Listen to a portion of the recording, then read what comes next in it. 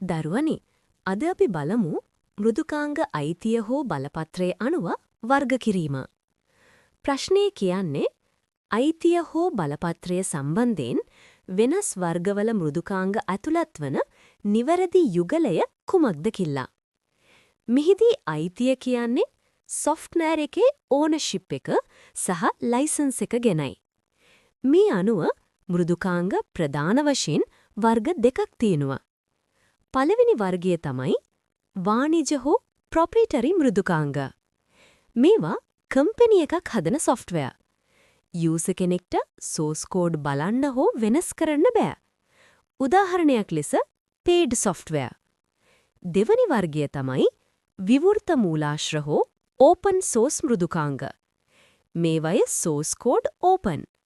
යූසර්ලාට modify කරන්න, share කරන්න, free use කරන්න පුළුවන්.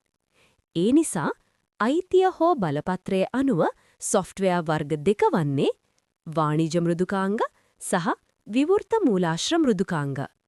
ඒ අනුව නිවැරදි පිළිතුර අංග 3.